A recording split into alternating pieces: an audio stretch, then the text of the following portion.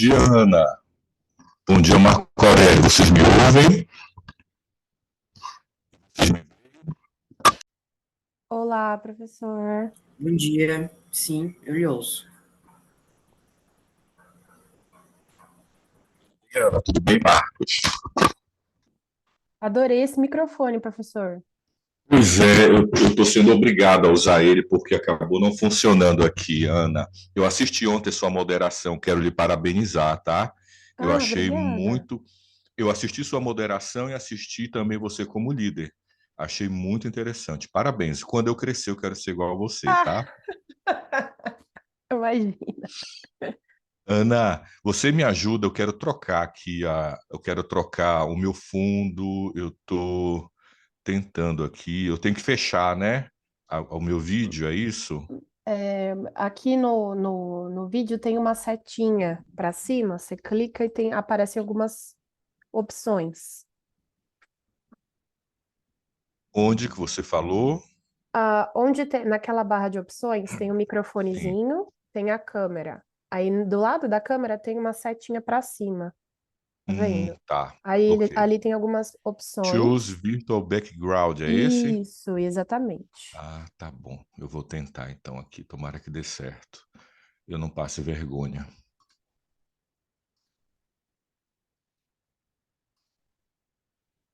Vamos ver se com esse fundo laranja fica melhor. Se eu não vou ficar.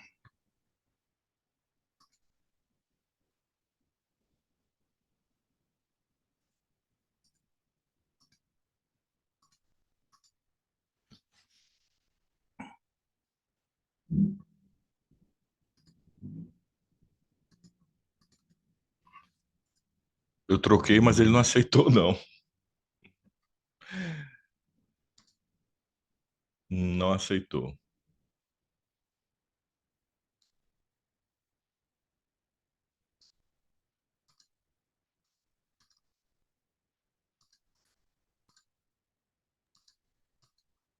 Aparece alguma mensagem, professor? Não, eu consegui baixar aqui, mas não consegui. Pergunta se eu tenho, né, um fundo branco, verde, né? Mas não aceitou.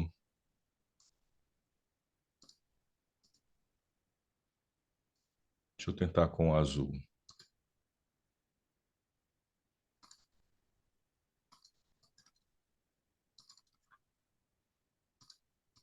Bom, não aceitou.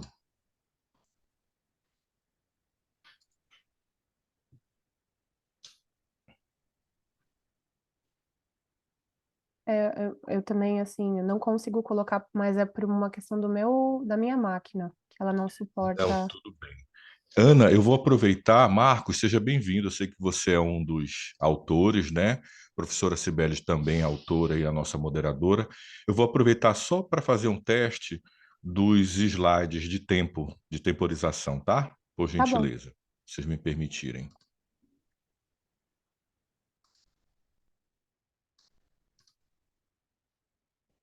Bom dia a todos. Bom dia, professora. Seja bem-vinda. Obrigada, minha gente, tudo certinho. Tá tudo certo, graças a Deus. Professor Fabrício, Pois não, professora. aí eu que vou colocar, né, os vídeos aqui. Professora, Ou é você quem coloca? sou eu quem coloco, professora. Tá Tá? Eu vou bom, até fazer logo o teste. Eles estão abertos aqui para ver se não vai haver nenhum problema, tá? tá bom. Oi, professora Cibele, tudo bem? Tudo bom, Ana? Você que é a moderadora dessa sessão? Sim, Legal. Eu tô aqui como suplente para dar um suporte. excelente. É, eu vou ficar com a minha câmera fechada, mas para se precisar, eu tô aqui. Tá bom, Ana, Cibele, obrigada. muito obrigado, tá, Ana? Perdão, Ana, obrigado, tá, pela sua parceria aqui com a gente.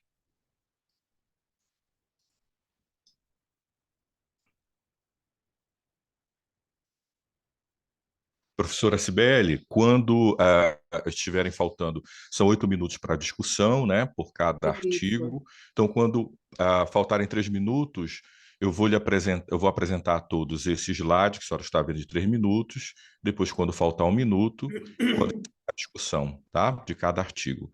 Então, cada Certo. artigo nós teremos 8 minutos de discussão individualmente e teremos ao final um debate, uma discussão que pode gerar em torno de até 22 minutos, tá bom, professora? Tá bom, excelente, Fabrício. Obrigada. Ótima organização assim. Bom dia. Bom dia. Bom dia.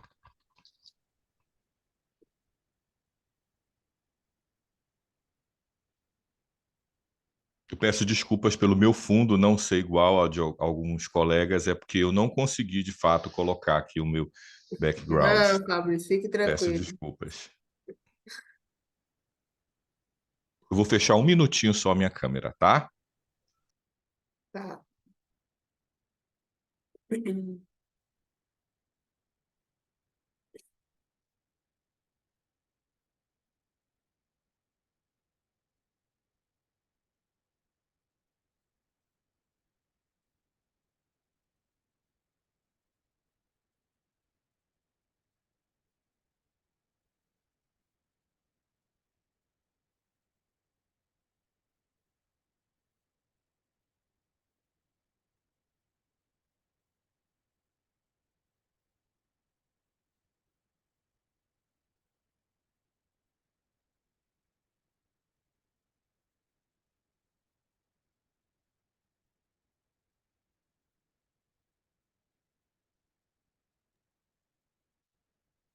Professora Cibele, Sim, vocês vão rodar as apresentações ou a gente apresenta? a gente Vão, coloca. vão colocar os vídeos, tá. Ok. Isso. Tá bom.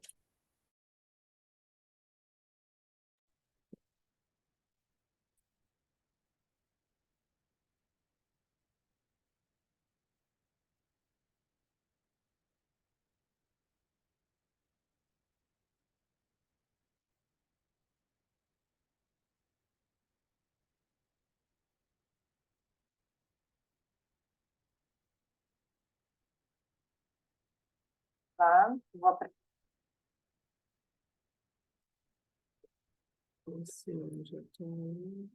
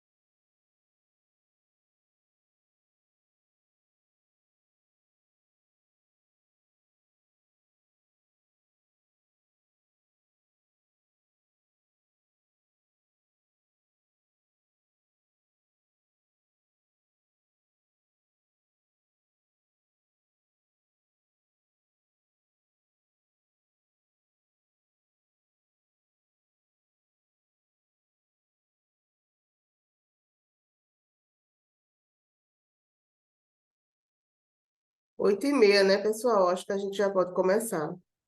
Fabrício? Pois não, professora, eu acho que não ficou legal, não, o meu back, o meu fundo. Pois não, professora, estou às ordens. Podemos iniciar, professora? Podemos iniciar. Você Podemos faz a iniciar. abertura? A senhora fique à vontade, professora. Eu vou trocar aqui meu fundo, enquanto Sim, isso, a senhora fique à vontade, porque a senhora, na condição de moderadora, a senhora pode fazer a abertura. Tá bom, tudo professora? bem. Perfeito, perfeito. Então vamos lá, né? Bom dia a todos mais uma vez. Estamos aqui, né, iniciando esta sessão no SEMEAD, né, sobre gestão socioambiental. E aí a gente tem aqui, né, alguns artigos maravilhosos, né, que a gente vai ver aqui a apresentação e começar essa discussão. Então já temos aqui na sala, né, a Sabrina. Vai ser o primeiro artigo que vai ser apresentado, tá certo, Fabrício? Então você já pode colocar aí, que é o trabalho 950. Então, como o Fabrício já orientou, né, com a metodologia da sessão, então a gente vai apresentar o vídeo, em seguida a gente faz um pequeno comentário de 8 minutos, depois a gente segue adiante, tá certo? Então sejam todos bem-vindos, se puderem, deixe as câmeras abertas. Estamos aqui numa sessão íntima, né? Então, bem intimista. Então, vamos começar esse dia de trabalho. Pode colocar, Fabrício. Olá, eu vou apresentar um artigo, uma discussão sobre os elementos necessários para a implantação da governança para a gestão sustentável dos resíduos sólidos urbanos. Meu nome é Sabrina Calegaro, sou doutoranda na PUC-RS. Esse artigo foi escrito juntamente com a minha orientadora, a professora Edmara Mesomunciano, para a área de gestão socioambiental, tema gestão ambiental. Em relação à introdução, nós trouxemos alguns elementos importantes, né? A grande proporção dos resíduos destinados aos aterros e lixões. Hoje, quase 50% dos municípios brasileiros, eles despejam resíduos em lixões, que são os depósitos irregulares e ilegais. Estima-se, então, que com isso, 5,7 bilhões por ano deixam de retornar para a economia sem a reciclagem desses resíduos. A gestão dos resíduos, então, é uma questão transversal, essa é uma questão que afeta e impacta várias áreas do desenvolvimento sustentável, nos 3 domínios da sustentabilidade, que é ecologia, economia e sociedade,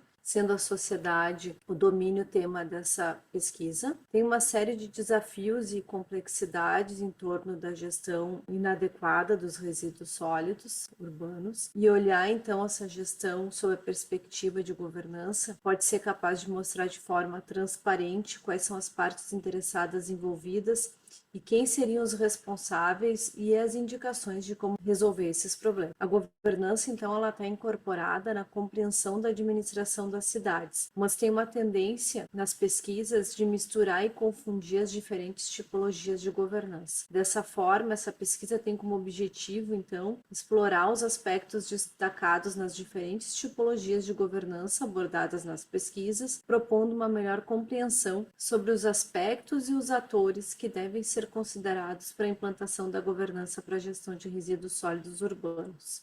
Em relação à fundamentação teórica, a geração dos resíduos e os seus problemas, eles acabam sendo intensificados pelo crescimento populacional exacerbado, desenvolvimento econômico e pela urbanização que ocorre nas cidades. A gestão dos resíduos sólidos urbanos tem um grande impacto no meio ambiente, devido às más escolhas, como os aterros sanitários, a destinação incorreta.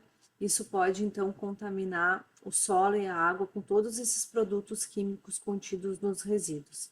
A gestão dos resíduos sólidos é um serviço municipal considerado um pré-requisito para todas as ações municipais. E uma das formas de promover as melhorias na gestão dos resíduos sólidos é com a governança, porque ele não abrange apenas, a gestão dos resíduos sólidos não abrange apenas aspectos técnicos, ela requer uma atenção mais geral sobre todos esses estágios do gerenciamento de resíduos. Quanto aos procedimentos metodológicos, a busca inicial partiu do Web of Science, da plataforma Web of Science, com os termos em inglês, Governance, Solid Waste e Solid Residues, totalizando 68 artigos. Depois disso, foi feita uma busca com os termos em português na SPEL, onde não foi localizado nenhum artigo, e foi utilizado o protocolo Prisma para todas as etapas de coleta e limpeza dos dados, resultando então em 38 artigos que foram analisados sobre as diferentes tipologias de governança que foram aplicadas para tratar as questões relacionadas à gestão de resíduos sólidos. A partir da aplicação dos procedimentos metodológicos, se identificou várias tipologias de governança: a evolutiva, ambiental, pública, urbana, colaborativa, em rede, dos resíduos, da sustentabilidade. E também observou-se um crescimento no interesse sobre o tema. Ao longo desses últimos 25 anos de pesquisas em torno desse tema, 15 estudos foram realizados a partir de 2020. Quanto aos aspectos metodológicos, o predomínio das abordagens qualitativas, com a utilização dos estudos de caso. Isso demonstrou uma oportunidade de realizar estudo com outras metodologias. E, a partir daí, dessa análise, foram identificados todos os elementos que devem ser considerados para a implantação da governança para a gestão de resíduos sólidos urbanos. Em relação aos elementos necessários para a implantação da governança, partiu-se, então, dos aspectos estruturantes, né, onde a gente observa a necessidade de disponibilidade e monitoramento de informações, diretrizes claramente estabelecidas, um processo democrático de tomada de decisão, uma estrutura regulamentar estabelecida claramente, deve-se buscar o incentivo a abordagens colaborativas, abordagens inovadoras e de baixo para cima. Os aspectos que esse modelo de governança tem que endereçar. Esse modelo ele tem que ser capaz de estabelecer ou reconciliar situações de conflito, né? Ele tem que evitar os conflitos, promover iniciativas para evitar os conflitos. Deve ser um modelo robusto e flexível. As diretrizes têm que ser definidas de forma clara, né? Com regras e regulamentos que sejam capazes de intermediar esses processos de negociação. Deve haver uma transferência de conhecimento entre os atores envolvidos e buscar-se por relações intergovernamentais adequadas. Os aspectos que podem afetar o modelo: realidades e necessidades locais podem afetar esse modelo, a falta de comprometimento do governo, relações de poder, onde prevalece o poder de alguns atores em detrimento de outros, falta de envolvimento das partes interessadas, a capacidade técnica e financeira limitadas. Os aspectos relacionados aos atores envolvidos. Tem que haver uma diversidade desses atores, cooperação e colaboração entre eles, a participação dos atores na formulação de políticas públicas. Deve-se considerar os diferentes comportamentos em relação aos resíduos sólidos e os atores de base devem ser incluídos também. Diferentes atores que devem ser envolvidos na governança. Observou-se nas pesquisas que esses atores são representados por cidadãos, empresas privadas, pequenos empreendedores de resíduos, organizações não governamentais, organizações comunitárias, organizações de catadores e representantes do governo. Em relação aos atores envolvidos na governança para a gestão de resíduos sólidos urbanos, destacam-se os representantes de governo, os cidadãos, as empresas privadas, os pequenos empreendedores de resíduos, as organizações não governamentais, as organizações comunitárias e as organizações dos catadores. Dessa forma, pode-se concluir que diferentes tipos de governança eles podem ser combinados, sendo possível concluir que as formas inovadoras de governança elas devem ser participativas e inclusivas, com o envolvimento de todos esses atores citados. Quanto às conclusões, a pesquisa permite, então, enriquecer essa compreensão sobre a governança para a gestão de resíduos sólidos urbanos e recomenda-se, então, que os gestores públicos pensem em um sistema de governança que combine esses aspectos destacados para refletir, então, sobre a natureza diversificada da gestão de resíduos sólidos urbanos. A análise dos artigos, ela também provocou questionamentos sobre a percepção dos atores em relação aos resíduos sólidos urbanos e se, de fato, esses atores eles estão dispostos a participar de um processo de governança, pois muitas vezes eles têm comportamentos distintos em relação a esse processo. Quanto aos estudos futuros, sugere-se então investigar a relação entre os atores e o impacto na construção desse processo de governança, demonstrando então com mais clareza quem são esses atores envolvidos, quem pode impulsionar, iniciar esse processo, os tipos de participantes. Pois boa parte das pesquisas elas acabam abordando só a necessidade de multiplicidade de atores em prol de algum tipo de ação, sem compreender como equilibrar esses conflitos nessas responsabilidades atribuídas. Analisar também os elementos estruturais que afetam os arranjos a nível local e como a coordenação e a colaboração entre os atores é construída para alcançar essas metas de gerenciamento de resíduos, principalmente em um contexto de lutas de poder. As referências dessa pesquisa.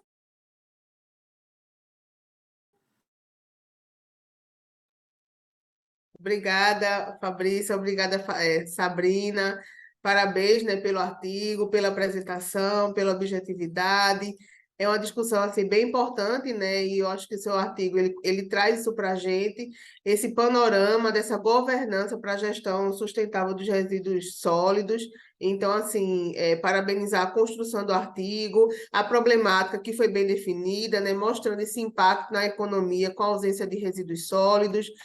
O modelo Prisma, né, que você utilizou para revisão sistemática de literatura, então, assim, bem delineado, e a gente consegue compreender o que você encontrou e as exclusões dos artigos e os resultados, né, que levaram a isso. Então, inclusive, o quadro 2, quando você apresenta as diferentes tipologias, né, que foram oriundas desses trabalhos que vocês mapearam, né? Então, isso é muito legal, porque, de fato, mostra a contribuição do seu artigo para esse tema, né? Então, nesse ponto, eu acho que poderia até você colocar ou na introdução ou nas conclusões finais as contribuições da sua pesquisa, sabe? Deixar isso mais evidente.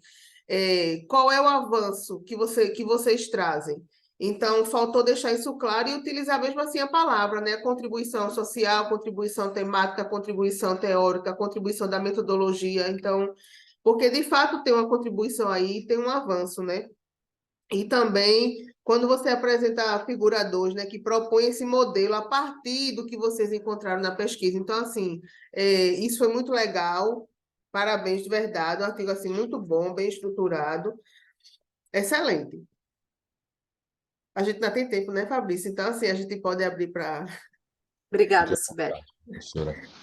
A senhora me permite um comentário, professora Sibeli?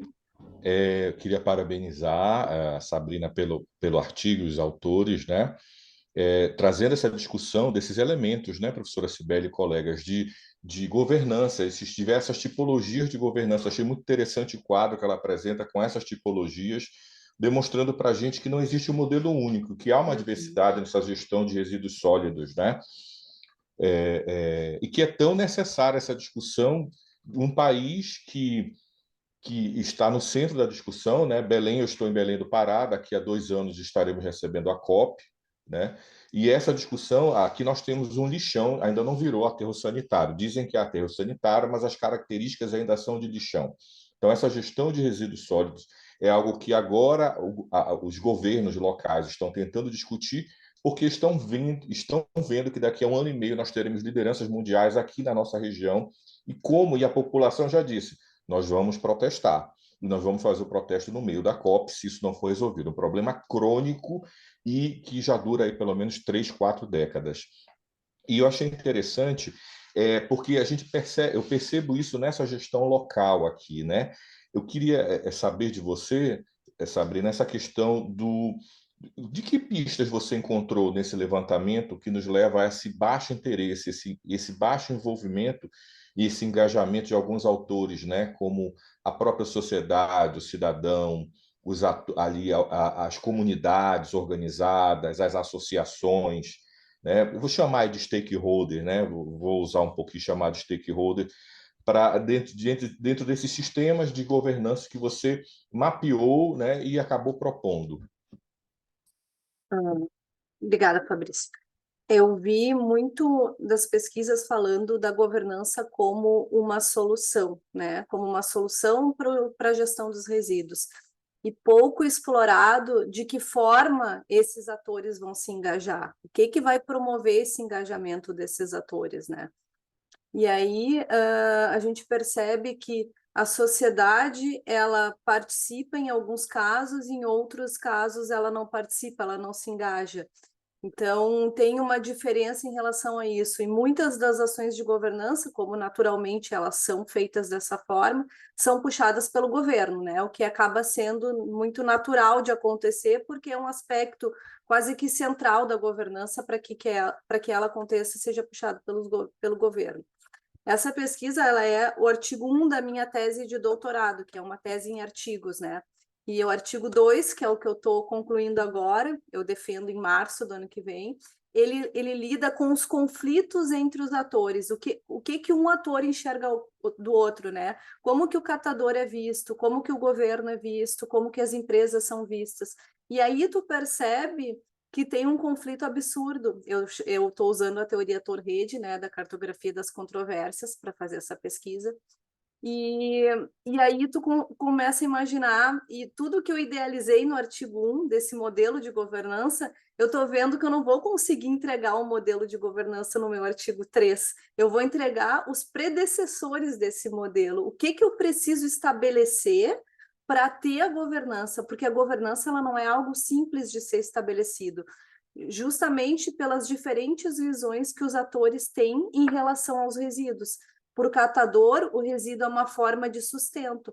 Para a sociedade, por exemplo, é algo que eu quero eliminar da minha residência. No momento que eu coloquei na minha lixeira, o meu trabalho como sociedade foi feito. A partir daí entra outro ator que vai coletar aquele resíduo e vai trabalhar com ele.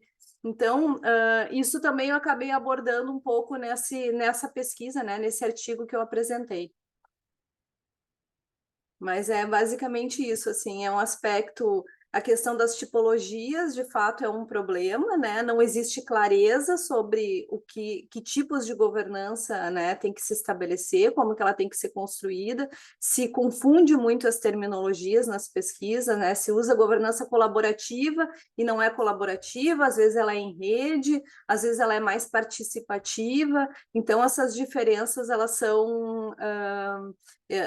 tem que ser exploradas em algum momento e dizer qual seria o tipo de governança, né, ideal para a gestão dos resíduos. Inclusive, traz a discussão sobre essa marginalização, né, dos catadores. Porque quando você diz assim que a gente quer, de certa forma, a sociedade quer excluir, né, esse público, quando esses atores, eles são os protagonistas desse processo. Eles reciclam aquilo que a gente descarta e aí eles se tornam marginalizados, né, nessa questão da economia também. E eles são extremamente presentes no sul global, né, se a gente for entender, né, e muitas das pesquisas, elas acabam não abordando, não são realizadas no sul global, é uma realidade totalmente diferente do catador da Europa para o catador do sul global. O do sul global, ele é muito mais marginalizado, digamos assim, né, vulnerável socialmente, então a gente tem que acabar considerando esse ator e os tipos de catadores que tem, né? Que muitas vezes a pesquisa só fala de catador, a gente tem o catador formal e o catador informal, os dois existem. Um é reconhecido, outro é desconhecido, né? Então é isso. Acho que a gente, né, já pode se encaminhar para o próximo trabalho. Se der, né, a gente volta, né, para a discussão. Excelente, Fabrício. Se der, a gente volta para a discussão lá no final, né, para a gente fazer uma relação de todos os trabalhos. Então é isso. Então a gente vai agora, né, para o segundo trabalho, que é a autora está aqui presente, né, Cibele também, minha xará. Xará. E aí a gente vai apresentar aí o trabalho Análise Bibliométrica sobre a produção acadêmica após Acordo de Paris, sob viés de subsídios fiscais. Pode colocar, Fabrício, quando puder.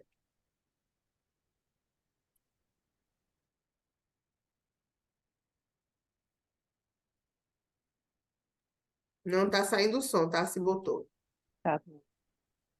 Não, veja só, Cibele, quem vai colocar é Sim, Fabrício, entendeu? Sou Porque eu ele vai quem vou, colocar o tá? vídeo que você mandou. Aí você tira essa tela.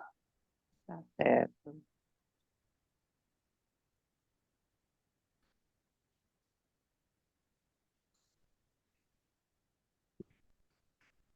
Compartilha, não descompartilhou ainda não.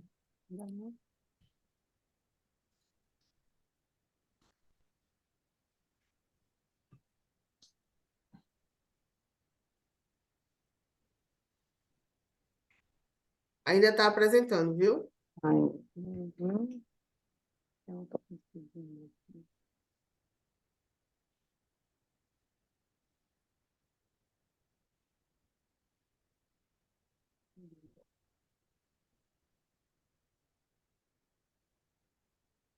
Você clica aí, onde você colocou para compartilhar, você clica e vai lhe dar a opção de você descompartilhar a tela. Mas não estou.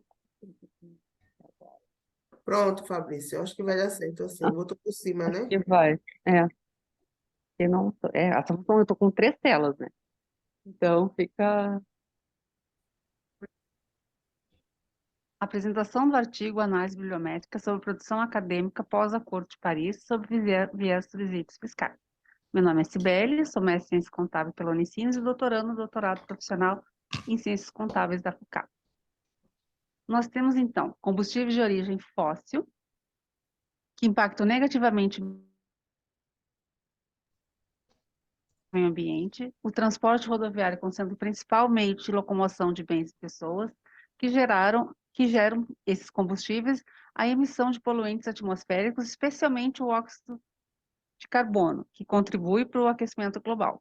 Um problema mundial reconhecido em 2015 por mais de 190 países que acordaram, em Paris, reduzir a emissão desses gases.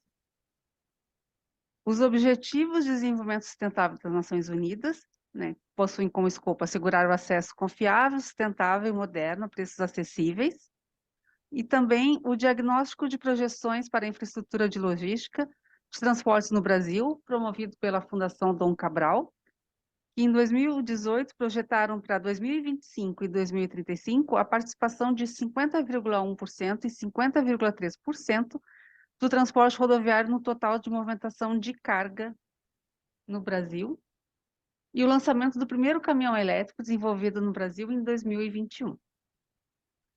Então, a partir desses dados, né, surgiu o seguinte problema de pesquisa.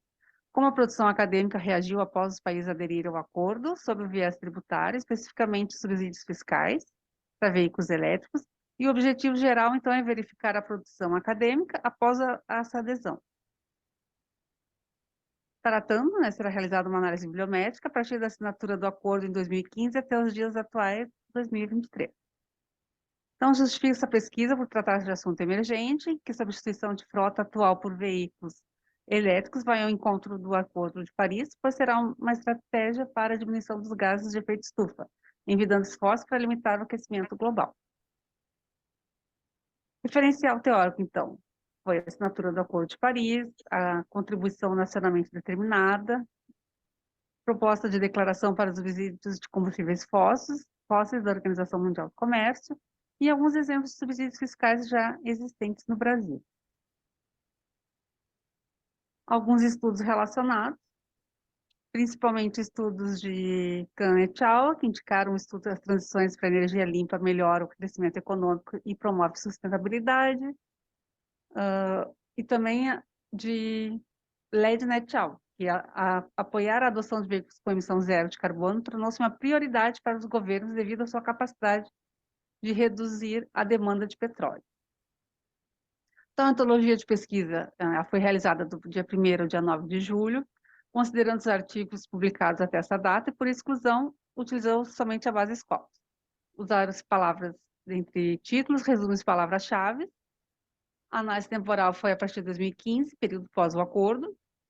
Restringiu-se às áreas das revistas para economia, econometria e finanças, business management e accounting, para se aproximar do tema dos subsídios econômicos.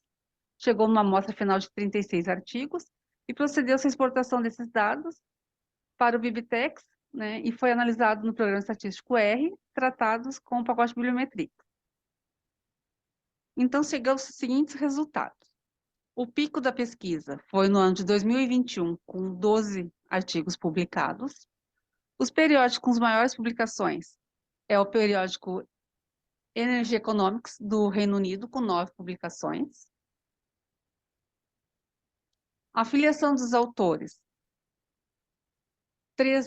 Temos três autores das universidades de Tsinghua University, da China, da University of Saskatchewan, do Canadá, e a Universidade of Strathclyde, da Escócia. As demais aqui temos China, Itália, Irã, Canadá, e uma publicação de uma universidade dos Emirados Árabes. A produção acadêmica, a maior parte vem da China, 20, seguido por Estados Unidos com 11, Canadá com 9, Alemanha com 6, Índia e Reino Unido com 5. Países com maiores autores citados nos artigos são a China, com 165 autores, e seguidos pelo Canadá com 61. Os autores mais citados foi o artigo de Xi, com 69 citações, seguido pelo artigo do Dissot, com 57 citações. As palavras mais citadas nos artigos, em primeiro lugar, tem as emissões de carbono, com 19 citações, dióxido de carbono e controle de emissões com 17, carbono com 16 e taxação com 12. Na análise dos clusters, na questão da rede de concorrência de palavras mencionadas pelos autores, então chegou-se a 3 clusters. O cluster principal, que é o azul, né, com palavras como emissões de carbono, custos, economia do meio ambiente, seguido pelo vermelho, com emissões de controle de emissões, taxação, dióxido de carbono, e o verde, com gás de efeito estufa e a emissão de gases. Na rede de cocitações, né, os artigos que citam uns aos outros, né, 8 clusters, né, dentre os 36 artigos, né, os autores, então, não tendem muito a seguir a mesma linha de pesquisa. Na rede de colaboração, né, os autores colaboram cientificamente entre si, né, no sentido de autoria com autoria. Então, os autores Bezerra e Cruz colaboraram mais entre si. Chegou-se às conclusões que a pesquisa acadêmica após a adesão dos diversos países ao acordo, sob o ponto de vista dos subsídios fiscais para a redução de emissões de gás de efeito estufa, não fez com que notasse um aumento expressivo. Do universo total de 225 artigos encontrados, no primeiro momento da pesquisa, ao refiná-lo para a área de economia, econometria, finanças, negócios, administração e contabilidade, restaram somente 36, num período de 8 anos e meio. Observa-se grande prevalência da China no assunto, principalmente por serem os autores mais referenciados na temática. O Brasil ainda está com uma produção acadêmica incipiente. Existe uma tendência na preocupação com o meio ambiente, ao verificar as palavras mais citadas nos artigos, a necessidade de interação entre academia e governo, e por ser uma questão pública, é considerada de extrema importância pela questão da Amazônia ser considerada o pulmão do mundo. Então, as limitações da pesquisa são relacionadas à base de dados, pois não se pesquisou em outras bases, como Web of Science e Google Scholar, bem como quantas palavras utilizadas na pesquisa, e sugestão de pesquisas futuras, para ampliar a base de dados e uma abordagem fundada na prática ESG, e dos Objetivos de Desenvolvimento Sustentável da ONU. Demais as referências. Obrigada. Obrigada, Cibele, parabéns pelo trabalho, pelo esforço, né? Realmente um tema importante que a gente percebe uma certa invisibilidade, né? Então, embora tenha assim, um acordo entre os países, entre os governos de Estado, mas a gente ainda percebe a academia não observando isso, né? Não se debruçando. Então, o seu artigo eu achei assim, muito interessante, porque trouxe de fato esse panorama, sabe? Então, o próximo autor que quiser investigar isso, ele vai ter um campo muito, muito bem delineado, muito bem descrito, muito bem apresentado a parte da sua pesquisa. Então, você traz esse panorama, né, com os países com mais publicações, as revistas, os autores que são mais citados. Então, essa nuvem de palavras, inclusive, né, maravilhosa, trazendo, né, essa incidência, né, na repetição dela por conta do título, dos resumos. Então isso foi muito bacana e mostra de fato essa incipiência, né? Principalmente no Brasil, embora ele tenha estabelecido metas e tal, mas aí termina que a gente, dentro da academia, a gente não está observando. Então há um distanciamento entre o que o governo se propõe a fazer e o que a gente se propõe a estudar, né? Então, assim, as coisas vão acontecendo e a gente não traz esse registro para a universidade. Então, parabéns pelo trabalho. E aí fica aberto, né, para você fazer novas complementações e Fabrício também trazer as contribuições que ele puder fazer. Sim, imagina, eu comecei a pesquisa, os dados a partir de 2015, e aí somente em 2021 que teve né, o maior pico. Então a gente vê que foi a questão que foi. Aí apareceu Leonardo DiCaprio falando das queimadas da Amazônia. Então, aí, quando o mundo começou a olhar mais para essa questão, né? Mesmo estando, né, desde 2015, né, em 2030, que está chegando, né, agora, que é a meta, né, para 2030, falta 6 anos, e a gente não vê que foi, né, esse ano mesmo que aconteceu, eu mesmo moro aqui no Rio Grande do Sul, nunca tinha tido ciclone aqui na minha cidade, teve ciclone, né, fiquei, né, 3, 4 dias, eu fiquei 5 dias sem energia elétrica, 2 sem internet, então a gente vê que é uma coisa que, né, que é tudo devido, né, essa parte do aquecimento, né, o pessoal não está vendo nada para mitigar esses problemas, né? Na parte da academia também ainda está muito restrita, né? Como o Fabrício falou mesmo, daqui a 2 anos vai estar, né, em Belém do Pará, né? E a COP, e a gente vê que o Brasil, né, o tamanho que é o Brasil, todo mundo querendo comprar as nossas, querendo comprar o nosso carbono, né? Comprar nosso pulmãozinho, né? E E o jeito que a gente vê, assim, né? O Brasil tem muito pouco, né, a parte da estrutura do lixo, né? Cada vez mais a questão de poluição, né? Não, é muito trânsito, é indústria, tudo muito alto ainda, né? Que não deixa, né, a gente chegar agora a 2030, né, pesquisa do Dom Cabral, né, 50%, né, 50,1% em 2025, né, vai ser o transporte de bens e pessoas, tudo por meio de rodoviário, com a questão, né, do combustível fóssil. Então, a gente vê que não vai, são metas que a gente não vai conseguir atingir. Não só o Brasil, né, o mundo inteiro. E a pesquisa, né, a China, eu até brinco, né, até conversando com 2 colegas, né, todos, né, chegam à conclusão que a China está dominando o mundo também em pesquisa, né, e o resto está ficando tudo para trás. É isso. Fabrício, quer fazer algum comentário?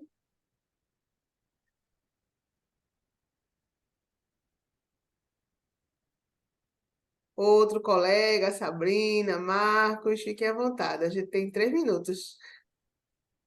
Ainda tem. Eu queria parabenizar a Cibele, né? A Xará, a professora Cibele, moderadora, autora, e Cibele também autora. Estou achando a sessão bem interessante. Cibele, quando você apresenta aí o Acordo de Paris, a gente, para alguns aspectos, a gente percebe que, na prática, o Acordo de Paris ainda é uma teoria, né? Infelizmente, nesses aspectos dos incentivos fiscais, que a Sabrina trouxe uma questão, né, dessa comparação entre o que é produzido lá fora, né, entre lá internacionalmente, e comparando com a realidade do sul global. É interessante que se joga muito na conta dos países em desenvolvimento, sobretudo o Brasil e a América Latina, de que nós temos que preservar nossos recursos, mas os países ricos lá do norte, eles não querem bancar, desculpa a expressão, eles não querem financiar, né, como há uma negociação que já tem décadas e ela não consegue se consolidar, de financiar fazer esse aporte de financiamento para garantir que os países possam se desenvolver, terem algum tipo de compensação e não, naturalmente, não usar também isso como como no passado recente, como uma motivação desmedida para explorar de maneira predatória os seus recursos ecológicos, naturais. Mas há necessidade de também ter essa reflexão. Eu acho interessante porque esses incentivos fiscais eles atingem diretamente os países que estão em desenvolvimento, porque a lançar mão de incentivos fiscais em países como o Brasil é deixar de desenvolver políticas públicas que vão atender diretamente Exato.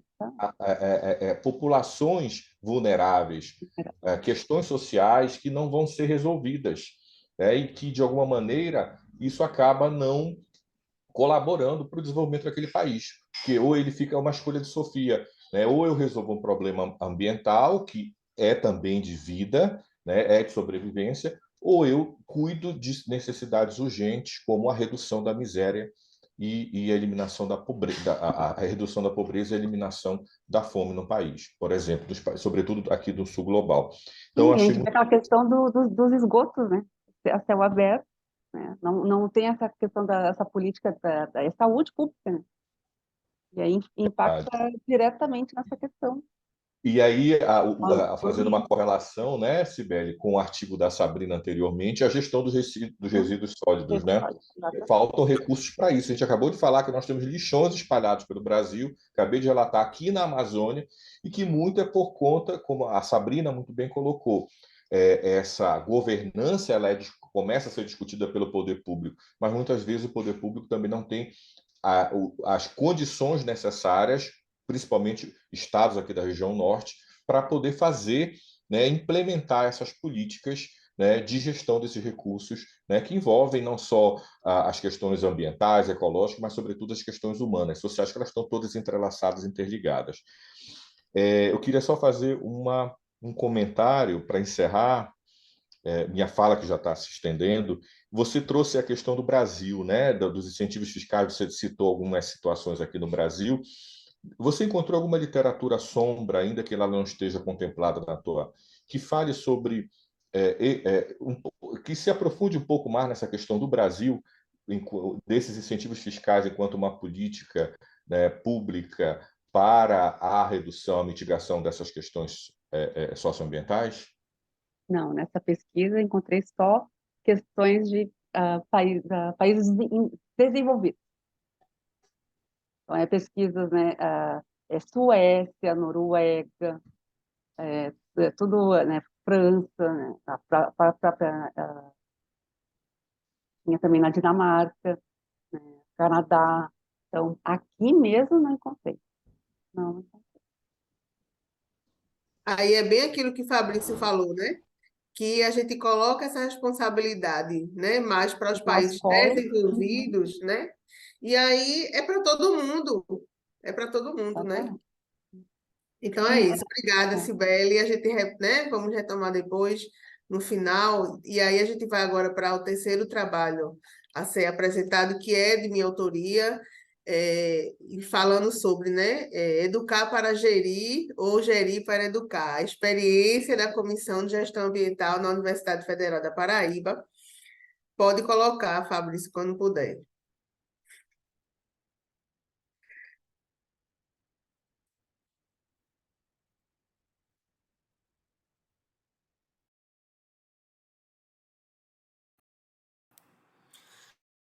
Olá a todos, meu nome é Cibele da Silva Santiago.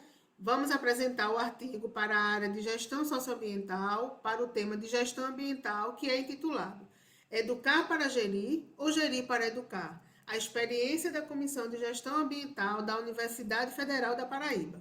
Na introdução, discutimos a questão da educação no processo de gestão ambiental, né, que deve proporcionar condições para produzir e adquirir conhecimentos e habilidades para o desenvolvimento de atitudes individual e coletiva.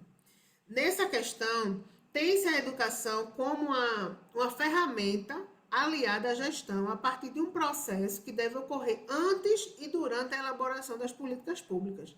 Nesse sentido, enxergamos as universidades como instituições que possuem suas práticas institucionalizadas para estimular a participação social na gestão dos recursos ambientais. Em Mendonça e Colessante, concordamos que, de maneira geral, as ações de educação ambiental desenvolvidas por órgãos públicos, ONGs e empresas são concebidas de forma desconectada da realidade local e desprovidas de um planejamento que contemple mecanismo de monitoramento, avaliação e engajamento do público-alvo.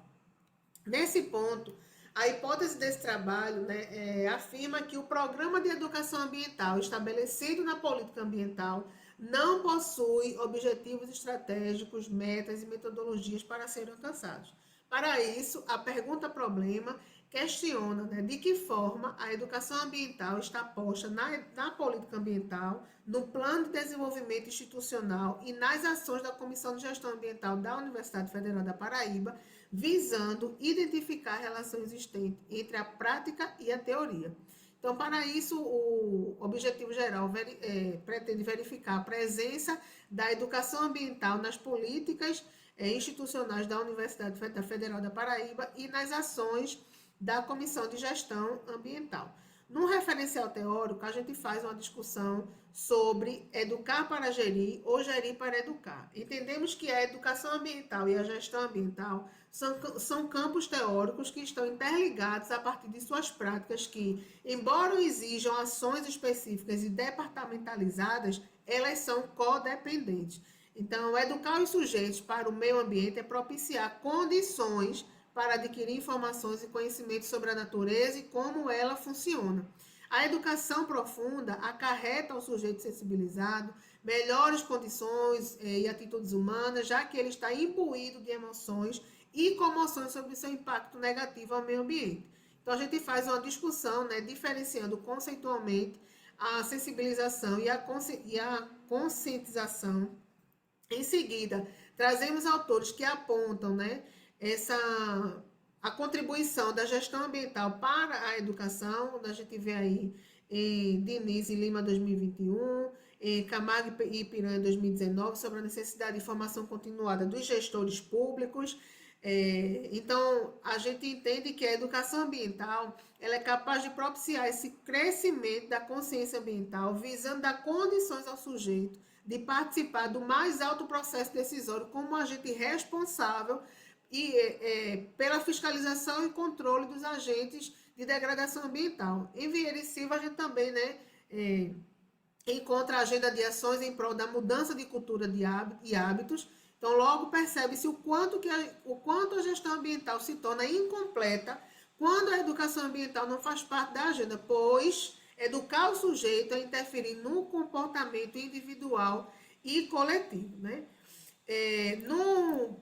Na metodologia, nós temos um estudo exploratório, uma pesquisa documental, né, fazendo uma análise do plano de desenvolvimento institucional vigente e a política ambiental da Universidade Federal da Paraíba. Foi feita também uma coleta de dados com os coordenadores da Comissão de Gestão Ambiental por meio de uma entrevista, e aí sob uma abordagem qualitativa e análise dos dados pela análise de conteúdo.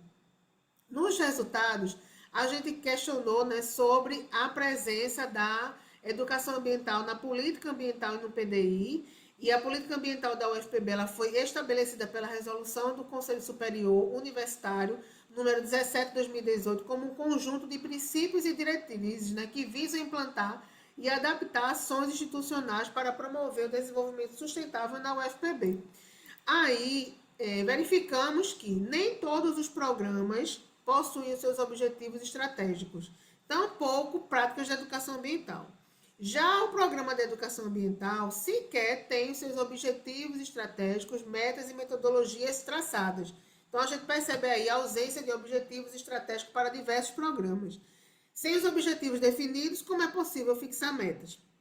Então, a gente percebe que a UFPB ela tem utilizado a gestão ambiental para educar a comunidade quando estabelece os programas, mas sem incluir a educação ambiental. Ademais, perguntamos, né, sobre a presença da educação ambiental por meio das ações da Comissão de Gestão Ambiental, perguntando, né, o que leva as pessoas a alegarem estar conscientes sobre o impacto que causa no meio ambiente. E aí, um dos coordenadores falaram sobre a banalização de diversos aspectos do impacto ambiental. Em seguida, perguntou-se se é possível implantar as políticas públicas ambientais na UFPB sem que a comunidade tenha sido ou esteja em processo de educação para a sustentabilidade ambiental. E aí, os entrevistados disseram que acham difícil, que aumenta a dificuldade, mas que é possível, e que enxergam também como um desafio que precisa as pessoas unirem forças. Em seguida, perguntou-se como é possível tornar a educação ambiental uma realidade em todos os cursos de graduação.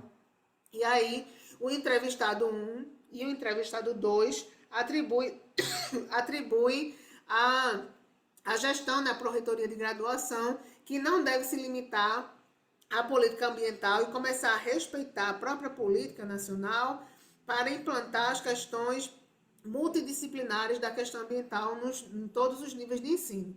E também, né, que a política ambiental da UFPB aborda aspectos mais práticos e pedagógicos da educação ambiental. Como considerações finais, a gente tem que as legislações vigentes da UFPB já reconhecem o papel da educação ambiental como uma ferramenta pedagógica para a gestão ambiental quando existem programas de educação ambiental na política ambiental. Porém, vê-se que a educação ambiental ainda é tratada como um instrumento pedagógico em que se apresenta como uma ferramenta ou um método, mas que não contempla conteúdos que considera a subjetividade do sujeito e seu relacionamento com o meio ambiente. A UFPB, então, respondendo à pergunta do título, nem tem sido educado pela gestão, nem tem gerido para educar, né? Tendo em vista as fragilidades e as lacunas nas políticas públicas. Então, foi confirmada a hipótese de que o programa de educação ambiental estabelecido na política ambiental não possui objetivos estratégicos, metas e metodologias. Como estudo futuro, recomenda-se investigar como as políticas, os programas ambientais e a Comissão de Gestão Ambiental da UFPB têm explorado o conhecimento que os universitários possuem sobre o meio ambiente. Aqui estão as referências. Muito obrigada.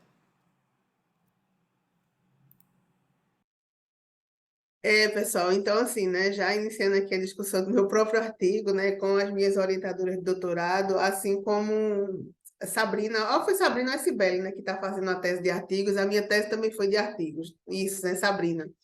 A minha tese também foi de artigos, e esse foi o artigo 2, né, o artigo 1 a gente já foi publicado e tal. E aí a gente problematiza isso, né, como é que a Universidade Federal da Paraíba, ela está colocando essa questão da gestão ou da educação, e no final das contas ela não está fazendo nenhuma coisa nem outra. Então, a gente, nessa discussão de todos esses trabalhos, o que é que a gente percebe? A gente diz assim, não, mas falta política pública. Mas, quando a gente fala de resíduos sólidos, existem as políticas.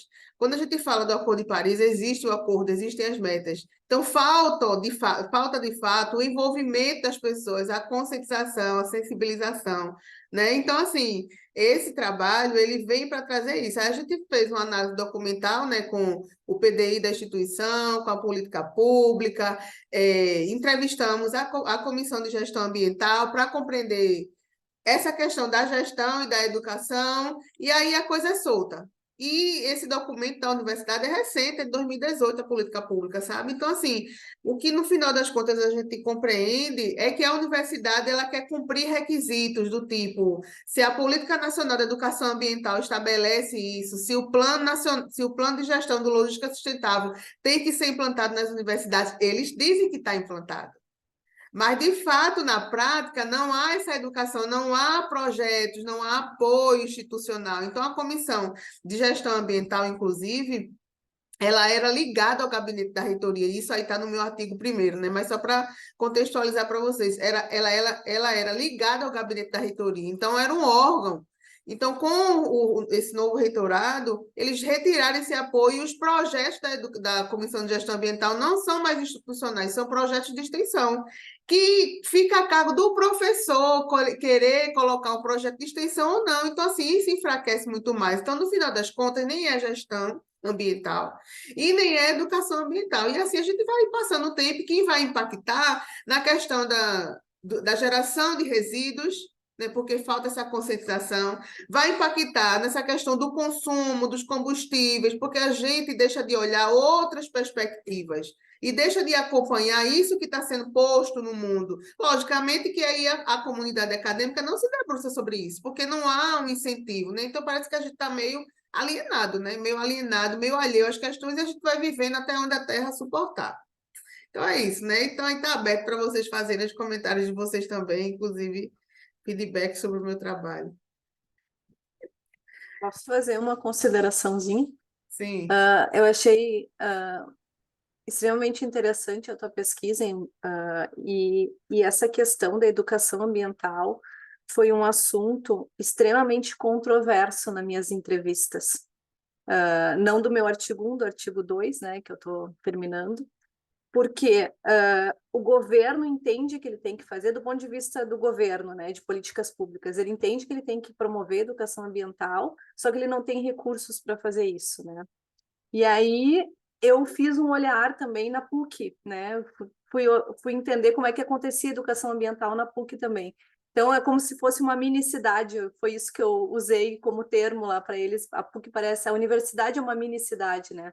Que envolve a comunidade, enfim, vários stakeholders, e o problema é o mesmo também, a falta de recursos para promover a educação ambiental e não saber como delinear isso, como introduzir isso, em que momento deve ser introduzido e que práticas devem ser introduzidas. Então, é uma problemática absurda, não consigo ver uma solução a curto prazo para isso, né?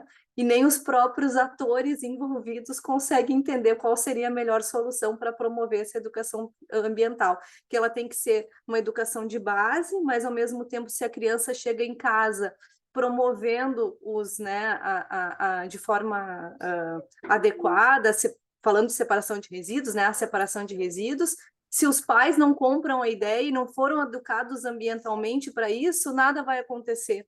Então, é um trabalho que envolve tanto a criança quanto o adulto, né? Por isso que eu acho que é tão polêmico. Como é que tu vai educar ambientalmente um adulto se ele não está, às vezes, na escola mais, né? Ou em comunidades carentes? Como é que tu vai fazer isso, né? Então, acho que entra também a questão de papel de mídia, de campanhas, né? Que muitas vezes são deixadas de lado por falta de recursos públicos. Mas é isso, me estendi demais. Não, Eu quero só inclusive fazer um porque... comentário. Não, pode falar, Sibeli. Não pode falar. Não, é só um Não, comentário. pode falar. Eu também trabalho em universidade, né? Então, aqui tem o comitê, né, de gestão ambiental, que é ligado à Pró-Reitoria de Infraestrutura, para atender a agenda daquela A3P, ganham aquelas certificados que estão dentro, né, da agenda, né? E aí tu anda no campus, eu até falo assim, parece que tá brotando as placas solares do chão, né? Tem placas solares por tudo quanto é lado. Só que aí né, eu sou contadora na universidade, a gente paga a nossa conta de luz, é altíssima, porque as placas não estão funcionando ainda, né? Elas estão instaladas há mais de ano e ainda não fizeram nada. Então, aquela coisa, tu entra assim no campus, quem não sabe, acha, nossa, já está funcionando, já, né, estão, né, usando energia solar, energia limpa. Mas não funciona ainda, né? Então, é só um comentário mesmo, para a gente ver que, né, não é só a base, né, é a base da a própria universidade, né, não é só a criança pequena, né, a própria universidade, né, não consegue fazer essa gestão.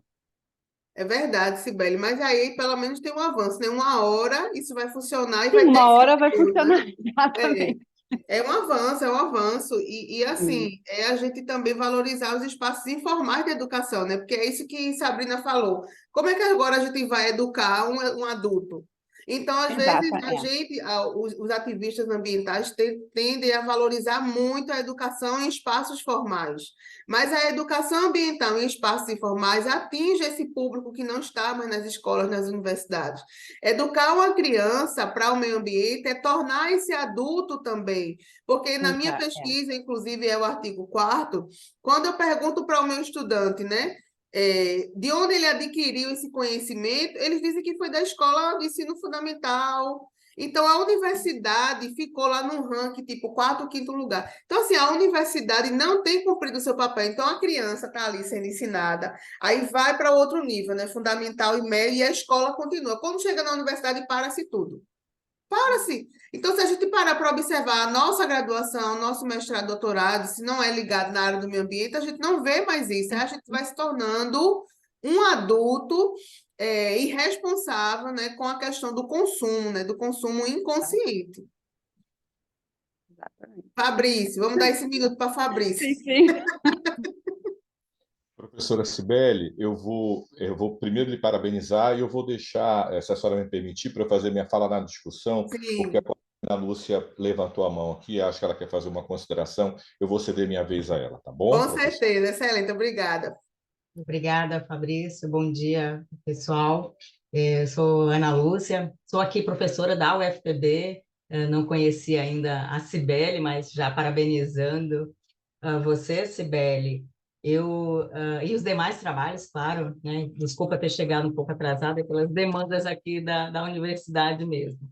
Mas eu estou aqui na UFPB um pouco mais de 10 anos e desde então eu venho trabalhando com essa parte de educação para a sustentabilidade, viu, Sibeli? Depois a gente troca algumas figurinhas. Então, eu oriento desde alunos da graduação, mestrado e doutorado nessa vertente. Então, desde trazer a concepção da sustentabilidade do estudante.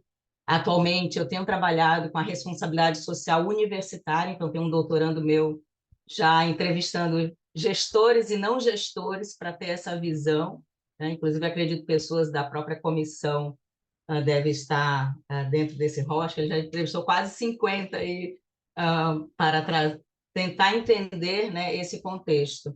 Estou com outro doutorando também trabalhando a questão da manifestação do discurso da sustentabilidade. Ele fez no mestrado da UFPB e agora está trazendo um outro olhar das instituições de ensino superior em rede, né? Então, ele está estudando a USP, a Universidade de Madrid, a Valência, né, a UPV, a Politécnica de Valência, e a UFPB. Então, ele vai fazer essas que estão em rede, mais, né, no top-down, mais no topo de um ranking.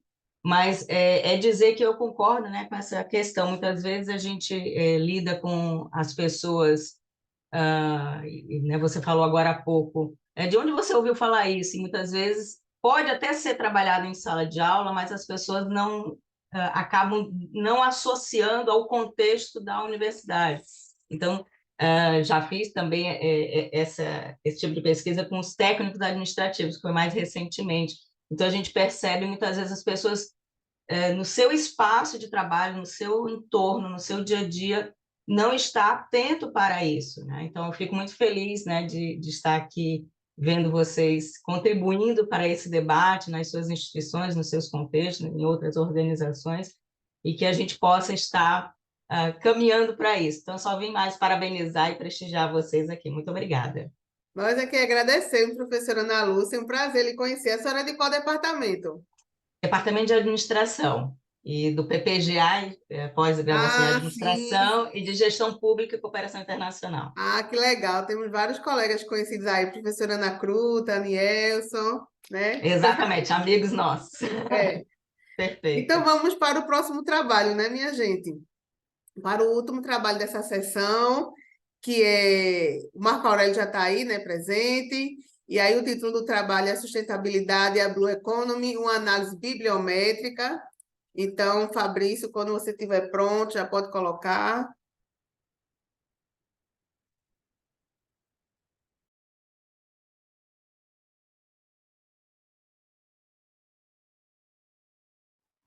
Olá a todos, meu nome é Marcos Aurélio e o título da minha pesquisa é Sustentabilidade e Blue Economy, uma análise bibliométrica. A minha pesquisa ela permeia por 3 temas principais: a sustentabilidade, a economia azul e a metodologia que é trabalhada nela, o estudo bibliométrico. A sustentabilidade ela é importante para proteger os ecossistemas, preservar a biodiversidade, mitigar as mudanças climáticas e garantir a sustentabilidade socioeconômica.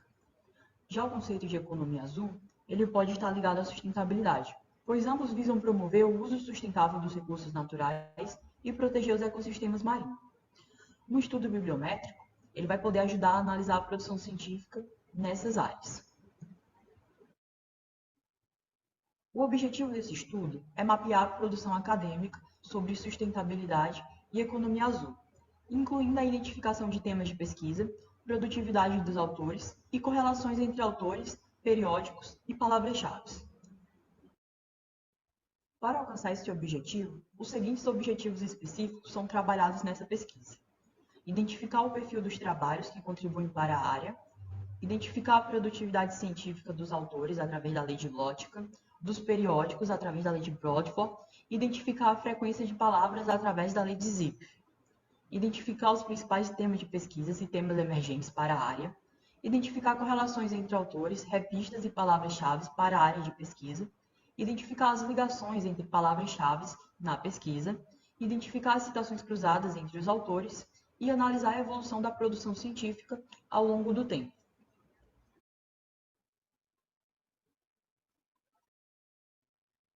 O primeiro ponto do referencial teórico diz respeito à sustentabilidade, e ela vai englobar 3 dimensões: a ambiental, a social e a econômica. E ela também vai desempenhar um papel importante na mitigação das mudanças climáticas, na conservação do meio ambiente e na promoção da sustentabilidade socioeconômica. O segundo ponto, ele vai trazer a respeito do Blue Economy.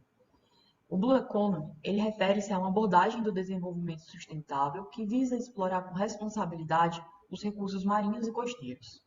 Ela também desempenha um papel importante na mitigação das mudanças climáticas, na conservação do meio ambiente e na promoção da sustentabilidade socioeconômica, por meio principalmente de práticas de pesca sustentável, aquicultura responsável, proteção de habitats marinhos que são sensíveis a mudanças climáticas.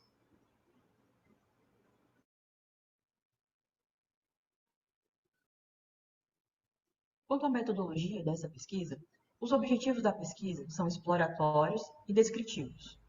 O procedimento da pesquisa será bibliométrico.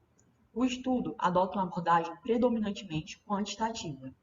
A população desse estudo é composta por artigos sobre sustentabilidade e economia azul, com uma amostra do banco de dados da SCOP, que vai de 2010 a 2023.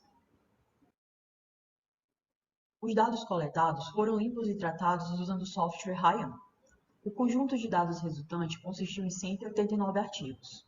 A análise bibliométrica envolveu o cálculo de métricas, análise de citações, identificação de padrões de colaboração, coautoria e análise de palavras-chave usando o RStudio. Além disso, foram tragas as principais leis da bibliometria: a lei de Brodford, a lei de Lotka e a lei de Zipf.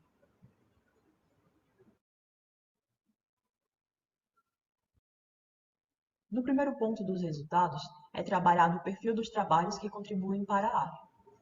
Com isso, obtivemos que os 2 autores mais relevantes foram o Bennett e o Cisneros.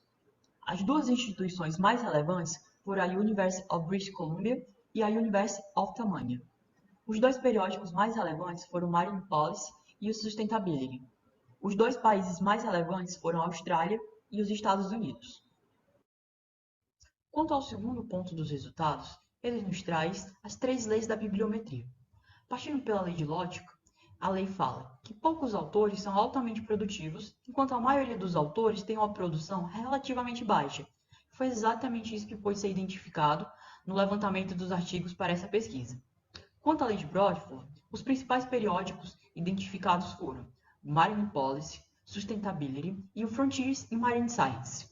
Quanto à lei de Zipf, as principais palavras identificadas foram Sustainability, Sustainable Development, Blue Economy e Climate Change. O ponto 3, ele traz os principais temas de pesquisas e os emergentes. Os principais temas identificados foram mudança climática, sustentabilidade, abordagem de governança, ambiente marinho, desenvolvimento sustentável, economias azuis, economias ambientais, energia alternativa e produção de petróleo no mar. Quanto aos temas emergentes, os principais identificados foram Forecast Method, Machine Learning, Quantitative Analysis e Design. No ponto 4, a gente vai ter as correlações entre revistas, autores e palavras-chave para essas 2 áreas de pesquisa. No ponto 5, foi identificada as ligações entre palavras-chave na pesquisa, e com isso foi identificado 2 palavras-chave que possuem grandes ligações com outros termos. São eles sustentabilidade e desenvolvimento sustentável. No ponto 6, a gente vai poder identificar as citações cruzadas entre os autores, incluindo os 2 autores de mais destaque nessa pesquisa, que foram o Bennett e o Cisneros. No ponto 7, ele vai trazer a evolução da produção científica ao longo do tempo. E pode-se identificar, conforme essa imagem, um crescimento de publicações na temática de sustentabilidade Blue Economy de 2011 até 2021. Assim como também pode-se identificar um declínio dessas publicações, que vão de 2021 a 2023.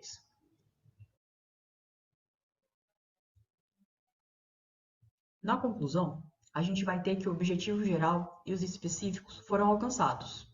A gente pode concluir também que o estudo proporcionou uma visão abrangente do cenário de pesquisa na área, identificando os principais autores, temas e tendências ao longo do tempo. Para as pesquisas futuras, sugere-se obter uma compreensão mais abrangente e complementar a pesquisa quantitativa, com métodos qualitativos, e explorar as percepções individuais e o contexto social em que os fenômenos ocorrem.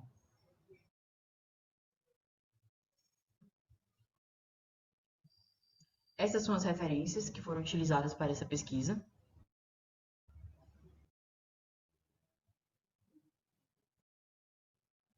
Eu finalizo por aqui e agradeço a atenção. Obrigada, Marcos. Parabéns pelo trabalho. Parabéns de verdade, assim, o trabalho assim bem estruturado. Inclusive, eu queria até saber qual é a origem desse trabalho. É o que? É de mestrado, é doutorado, é graduação? Esse trabalho, ele teve origem na primeira disciplina que eu tive nesse semestre. O primeiro semestre do mestrado, aí eu produzi esse trabalho. Excelente, porque o seu trabalho assim está bem estruturado. Inclusive, você se propôs, né, a vários objetivos e todos eles foram alcançados. Então, vale a pena, sabe, para todos nós que estamos aqui na sessão. Depois a gente lê o trabalho, né? Não sei se vocês têm acesso, eu acho que não, né, Fabrício? Só a gente que tem acesso. Vocês têm também o acesso ao trabalho? Pronto, porque assim, o trabalho dele apresentou muitos dados importantes, né, sobre essa temática da economia azul. E aí, mais uma vez, o que a gente percebe, né, minha gente, é o Brasil aí que nunca é protagonista, né? Então, a gente vê na pesquisa de Sabrina, na de Cibele e na de Marcos, o Brasil ele nunca está entre as pesquisas mais ligadas ao tema. Então, a gente tem 3 temas aqui, né, que fizeram pesquisas bibliográficas, revisão sistemática, e a gente não vê o Brasil. Então, quer dizer que a gente não tem pesquisado? Não, agora a gente tem publicado em locais em que essas pesquisas não são encontradas. Então, nessas bases de dados da Scopus, da SPEL, da Web of Science, então a gente não encontra essas pesquisas, de modo que elas não entram para essas análises, né, bibliométricas, aí fica aquela coisa invisível do cadê o Brasil, cadê a produção científica, né? Então, acho que isso serve de alerta, né, até o encaminhamento aqui da nossa sessão, da gente direcionar, fazer pesquisas com mais qualidade, porque publicar nessas bases não é tão fácil, exige um rigor científico, né, mais apurado, melhor.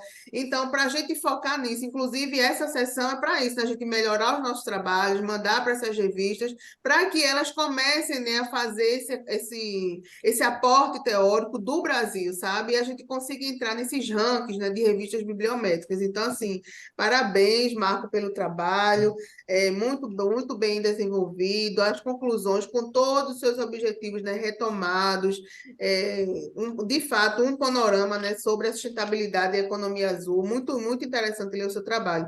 Só teria uma outra pergunta para lhe fazer, que na metodologia você diz que esses artigos, eles foram, né, na base Scopus e artigos de congresso.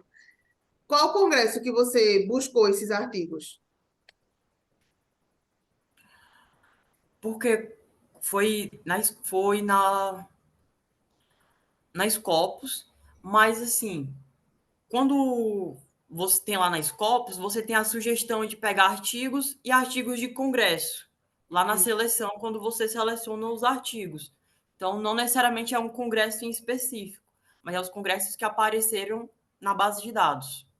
Porque lá tem 2 opções, tem artigos e artigos publicados em congressos. Entendi. Eu selecionei os 2. Entendi. Então é isso, vamos abrir aqui para discussão, né? Quem quiser se colocar, Fabrício também.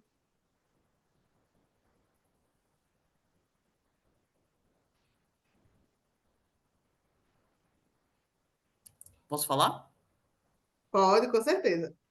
Como eu havia dito, né, esse artigo é um artigo final de uma disciplina que eu fiz lá no início do meu mestrado, no início do ano. E lá no início do mestrado, a preocupação que eu tive, quando eu tive o insight para esse artigo, era da vulnerabilidade do litoral. Muitas pessoas eu moro em Fortaleza, uma cidade litorânea, é muito fácil dizer sempre que, porque eu moro no litoral, vai muito à praia, eu tenho uma praia sempre perto. De fato, mas você tem que sempre estar preocupado em ver a vulnerabilidade do litoral. Não é sempre que você pode ir, não é sempre que você pode estar ali. Aí me veio essa questão do Blue Economy. E mais recentemente, aqui em Fortaleza, repercutiu muito uma questão também associada ao Blue Economy, que é o desvio de esgotos irregulares, que acabaram caindo no mar. E fez, logo ali num ponto muito turístico aqui de Fortaleza, ali na beira-mar, a gente teve esse desvio de esgoto irregular e formou uma mancha horrível, preta, sujando assim o mar azul, sabe? Repercutiu agora, essa última semana, sabe? Só para finalizar, se eu pudesse dar mais uma sugestão para futuras pesquisas, eu gostaria que fosse analisado, a partir daqueles clusters dos autores, qual foram as principais temáticas utilizadas, as principais metodologias, e que assim a gente pudesse buscar talvez um possível ineditismo nas pesquisas que estão sendo realizadas. Excelente, Marcos, excelente. E principalmente assim, né, que a gente, aqui a Paraíba, o Ceará, a gente realmente tem muita praia, mas também tem esse impacto do turismo, né? E aí a economia azul vem para isso, né? Para a gente observar a utilização desses recursos naturais ligados, né, aos mares e oceanos e tal. Mais alguém quer fazer algum comentário? Uma dúvida só para o Marcos. Parabéns pela pesquisa, Marcos. Abri aqui, estava olhando o teu artigo, estava lendo o teu artigo. Quando eu comecei a pesquisar governança no meu mestrado, eu me lembro que uma das primeiras pesquisas que eu tive contato foi uma que falava de governança das águas, da parte de gestão, né, marinha, enfim. Tu te recorda se nas tuas buscas apareceu alguma coisa linkada à governança, especificamente envolvendo a tua temática? Olha, a governança, ela é muito... Eu não me recordo. A governança, ela está bem mais ligada, talvez, é uma questão da contabilidade de algumas empresas. Não, Por governança exemplo, mais voltada às questões públicas, não a corporativa, a governança, governança certo. colaborativa, ou a governança, o termo que se usou, que eu lembro que eu tive contato, foi governança das águas mesmo, né? Com a participação da sociedade, com a participação do ente público, para promover ações para melhorar as questões ambientais relacionadas aos problemas marinhos, né? Enfim, não é muito a minha área de estudo, mas eu lembro muito desse artigo que eu li na época. Assim que você fala isso, a primeira pesquisa que me recorda é uma pesquisa, novamente, né, e a gente trouxe aqui alguns exemplos, é uma pesquisa chinesa. Lá tem uma parte do meu artigo que a gente faz o levantamento de outros artigos, né, com essa temática parecida. E lá faz uma citação que fala um pouco sobre isso num país asiático. Não tenho certeza absoluta se é sobre a China. Mas sim, esse termo ele me é muito familiar durante Acho essa que no teu pesquisa. artigo tu Eu me usou o termo lembro. governança costeira, eu estava lendo aqui agora, que Sim, foi um artigo de 2022, inclusive. perfeito. Sim, exatamente.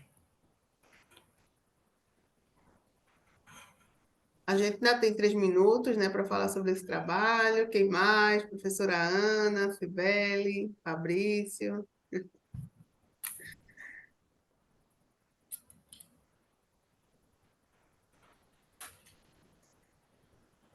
Ninguém? Então a gente pode encerrar. Fabrício? Professora, eu vou aproveitar esse minuto final, trazer alguns comentários e vou deixar para a discussão restante, tá? Novamente, né, aquilo que a senhora comentou anteriormente, essa questão dessa dicotomia, né, a produção internacional sempre centrada ali com os países do norte global, né, a Austrália, Estados Unidos, dominando essa discussão e essa literatura, como a senhora falou, cinzenta, né, sombra, que a gente acaba não tendo, que não tem o nível dessa publicação internacional, mas que acabam por ignorar, né, por não permitir que a gente tenha uma visão da nossa realidade aqui, né, de como é que nós estamos aqui no Brasil e nos países do sul global. Então, eu queria fazer uma proposição ao Marcos, te parabenizar, Marcos.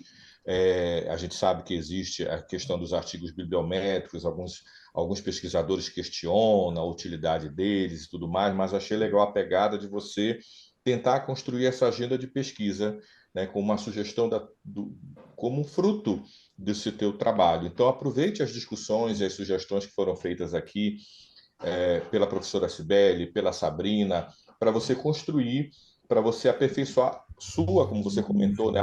Se hoje eu reconstruísse o meu trabalho, eu teria uma nova sugestão a fazer. Então, reúna tudo isso e construa essa agenda de pesquisa para deixar robusta essa discussão que, ao que tudo indica, e você constatou isso, né, ali na base que você escolheu, ainda é muito incipiente, né, a nível de Brasil, tá bom? E te parabenizar, porque um assunto eu nunca tinha ouvido falar em Blue Economy. Para mim foi bem interessante fazer a leitura do teu artigo.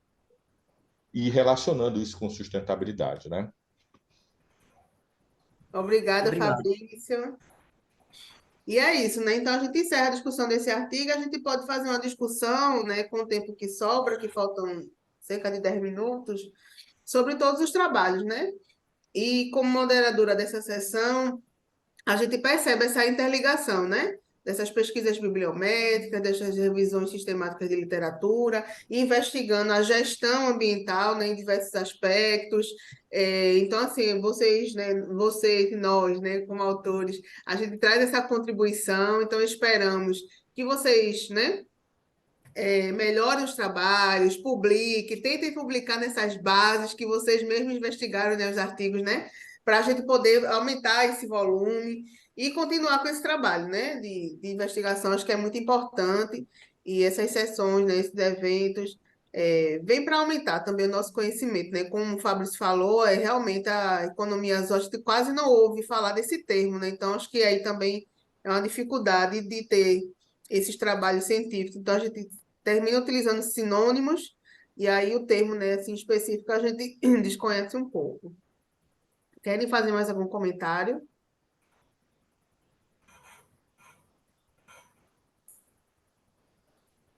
Marcos? Tu abriu o microfone? Ah, não, desculpa.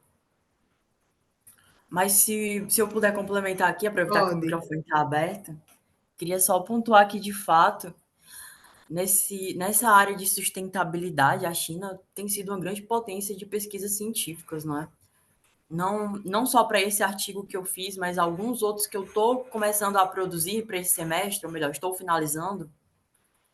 É muito fácil, é muito comum estar referenciando artigos chineses.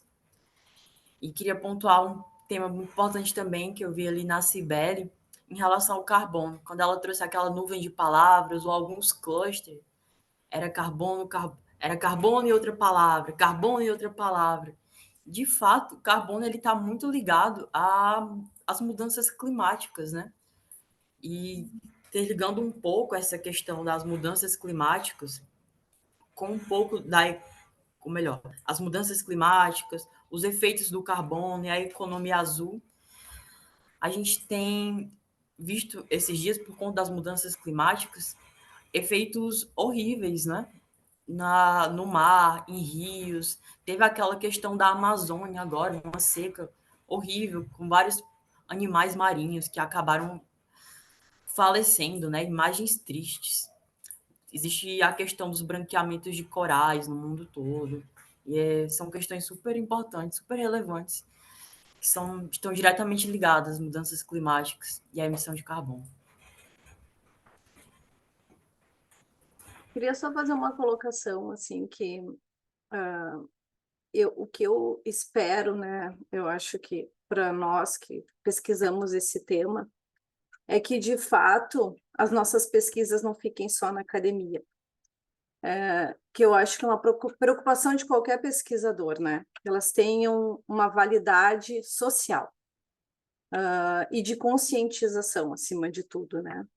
Então, não apenas promover pesquisas, como é uma discussão que sempre acontece na academia, para ganhar pontos, enfim, né? Para poder se vangloriar depois que tem tantos pontos, tantas publicações de índice H, que seja.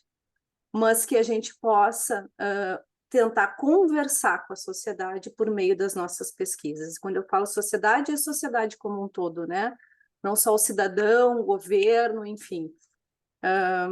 E uma das coisas que eu acho assim, que pelo menos a gente tem tentado fazer no programa que eu estudo, é entregar, depois de concluída uma pesquisa, um sumário daquela pesquisa. A gente chama de sumário executivo ou sumário social, depende muito de para quem tu vai entregar, mas que resuma aquilo que tu pesquisou, né?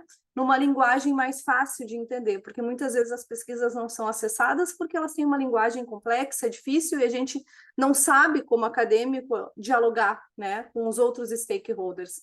Então, acho que é uma preocupação que, enfim, eu acho que todo mundo deveria ter quando faz uma pesquisa, e principalmente nessa área que a gente está trabalhando, que é a questão socioambiental, né, e que a participação social e do governo é tão importante para que as coisas de fato aconteçam. Só Excelente. complementando, Sabrina, concordo com você. Uma ideia que a gente tem tido, né, aqui com alguns orientandos ou trabalhos, até bancas que a gente participa, é tentar gerar cartilhas, né? Coisas bem direcionadas à população, desde a criança, o idoso, o jovem, né? Ou até uma cartilha interativa, né? Mas aí trazendo um pouco, não o papel em si, que não é essa a ideia, mas a cartilha eletrônica, né? Que você consegue, na mídia, disseminá-la de uma forma mais pontual, mais direta, mais sustentável, inclusive.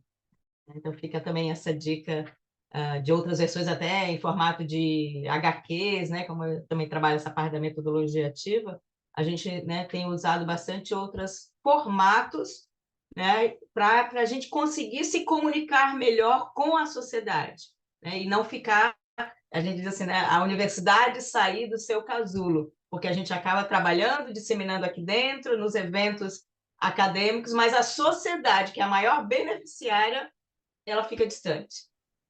Eu Então, escutei uma coisa, Ana Lúcia, muito triste nessas entrevistas que eu fiz com os catadores, que eles disseram assim: vocês vêm aqui, pesquisam a gente, entram aqui no nosso ambiente, né? Daí eu fui visitar várias unidades de triagem, onde ficam os catadores, e a gente não muda nada na nossa vida, nada muda, né? Nada muda porque a gente não está conseguindo chamar a atenção, muitas vezes, do governo, né? Ou, enfim, das empresas privadas, para que façam alguma coisa para mudar essa situação social de vulnerabilidade, né? Daí, falando especificamente do problema deles.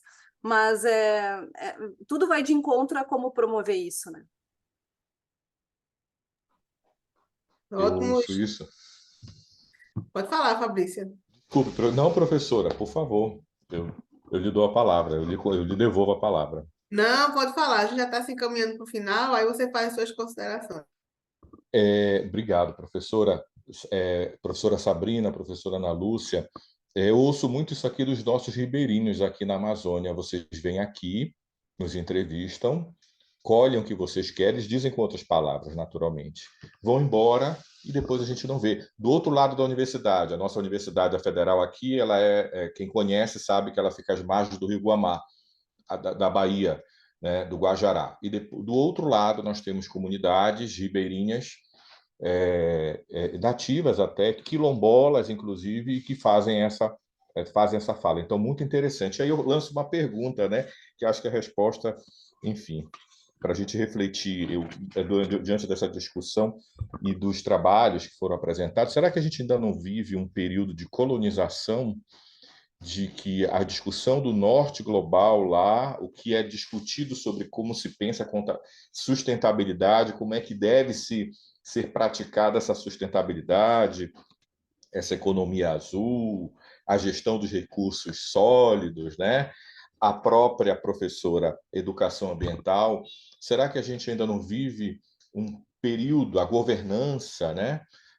Será que a gente não vive ainda um período em que se dizem para a gente, né, aqui para o sul global, como é que nós devemos agir, como é que nós devemos implementar políticas públicas e pensar a sustentabilidade?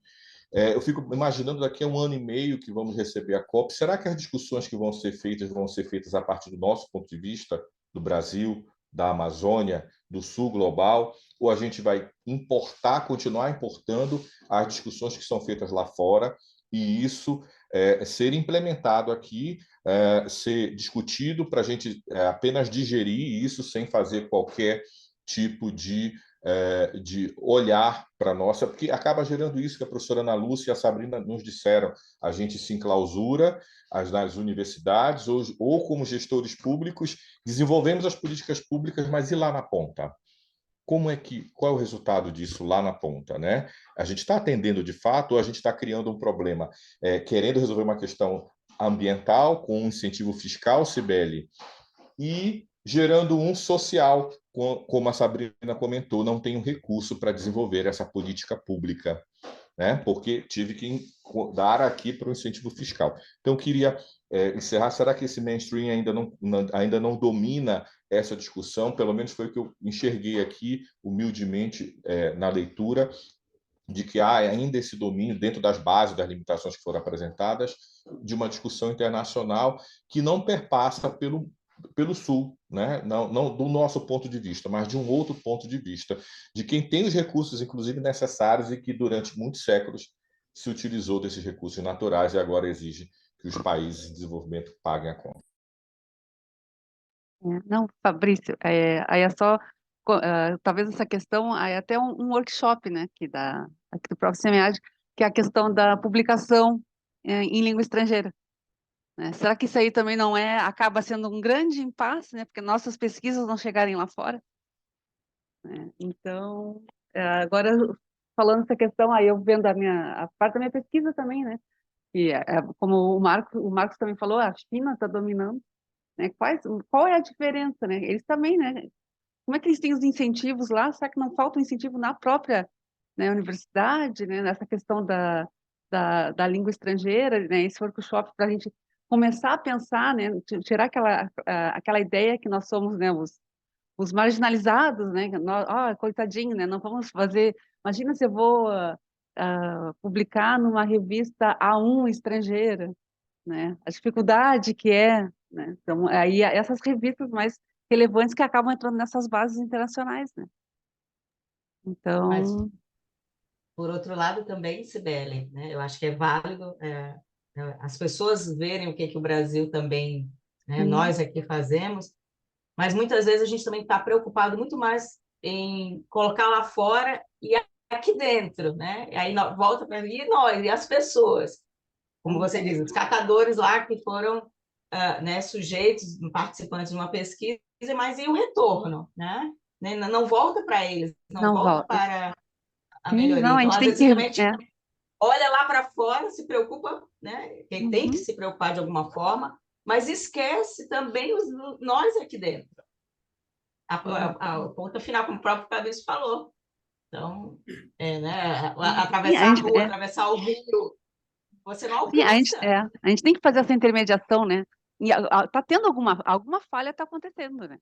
A gente não está conseguindo fazer essa intermediação entre a academia, ou lá fora, com a ponta, né? Com quem realiza a atividade, né? Então, a gente tem que... É muita coisa ainda que a gente tem que aprender, né?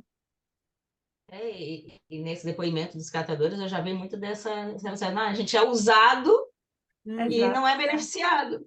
Isso. Então, já vi depoimentos também nesse sentido, né? As pessoas não querem, inclusive, não prestar mais, né? Não estar mais aberto a estudos por conta disso. Porque se vocês aqui se aproveitam da gente e vão embora. E aí vocês, né, saem na foto, aquela coisa, e a gente não muda a nossa realidade.